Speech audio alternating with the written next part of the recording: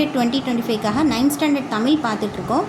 புறநானூறு எழுதினது வந்து குட புலவியனார். புறநானூறு நிறைய பேர் எழுதியிருப்பாங்க. இந்த பாடல் எழுதினது வந்து குட புலவியனார். ஃபுல்லாக வந்து தண்ணியை பற்றி, அதாவது வான் உட்கும் வடிநீன் மதில் மல்லல் மூதூர் வயவேந்தே நீரின்று அமையா யாக்கைக்கு உண்டி கொடுத்தோர் உயிர் கொடுத்தோரே. உணவெனப்படுவது நிலத்தோடு நீரே. நீருக்கு தான் முக்கியத்துவம் வந்து நீங்கள் கொடுக்கணும், அதை சேமிக்கிறதுக்கான வழிமுறைகளை நீங்கள் வந்து பின்பற்றணும் அப்படின்னு சொல்லிட்டு வந்து இப்போ புலவர் வந்து அரசருக்கு சொல்கிற மாதிரி பாடல். ஸோ வந்து ஃபுல்லாக தண்ணியை பற்றி இருக்கனால குடம் ஞாபகம் வச்சுக்கணும், குட புலவியனார். சரியா? இது வந்து தள்ளாதோரே இவன் தள்ளாதோரேன்னு இந்த பாட்டு வந்து முடியும். ஸோ பாண்டியன் நெடுஞ்செழியனை பற்றி பாடியது. திணை வந்து பொதுவியல் திணை, அதாவது வெச்சி முதல் அந்த இதுக்குள்ளே அடங்காது, விளக்கப்படாது பொதுவான திணை தான் பொதுவியல் திணையில் வரும். அடுத்து துறை வந்து முதுமொழி காஞ்சி. சரியா? அறம்பொருள் இன்பம் 3 பொருளோட உறுதித்தன்மையும் இதில் அடங்கும். அடுத்து புறணியோர் அப்படின்னா தந்தவர். புறணியோர் அப்படின்னா தந்தவர். புன்புலம் அப்படின்னா புள்ளிய நிலம். தாக்குனா முயற்சி பண்ணி தாக்குறது, ஆளுமை அப்படின்னு. தாக்கு அப்படின்னா ஆளுமை, முயற்சி பண்ணுறது. தள்ளாதோரை இவன் தள்ளாதோரை அப்படின்னா குறைவில்லாத நீர்நிலை அமைப்பவர்கள். சரியா? குறைவில்லாத புகழுடையவர்கள். குறைவில்லாத நீர்நிலை அமைப்பவர்கள்லாம் குறைவில்லாத புகழுடையவர்கள் அப்படின்றாங்க. அடுத்து மூதூர் நல்லிசை புன்புலம் இதெல்லாம் பண்புத்தொகை. நிறுத்தல்ன்ற தொழிற்பெயர். அமையான்றது ஈறுகட்ட எதிர்மறை பெயரச்சம். அடுத்து நீரும் நிலமும் எண்ணும்மை. அடுப்போர் அப்படின்றது வினைத்தொகை. கொடுத்தோர் அப்படின்றது வினையாளனையும் பெயர்.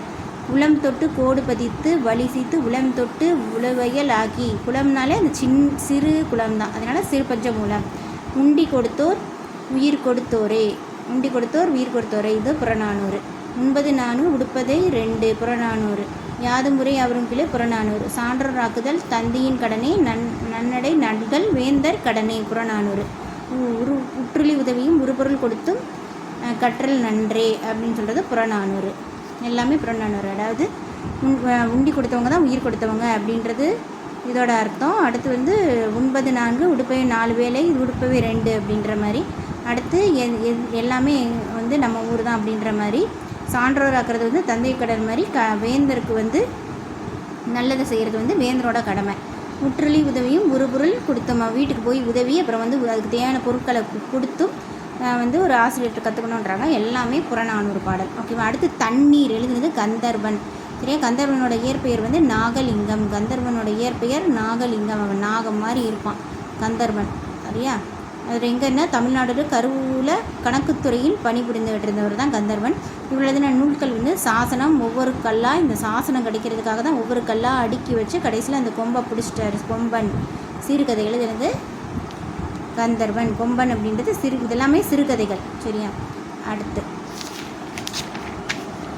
இது வந்து இந்த ஒரு பாயிண்ட் இருக்குது. இது ப்ரீவியஸ் கொஸ்டினில் கேட்டாங்க. மொழி முதல் எழுத்துக்கள் எத்தனை அப்படின்னு சொல்லிட்டு கேட்டிருக்காங்க. அதாவது மொழியில் முதல்ல என்னென்ன எழுத்துக்கள் வரும்?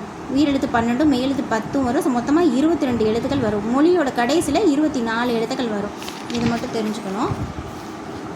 அடுத்து துணை வினைகள். இது கூட அடுத்த வீடியோவில் பார்க்கலாம்.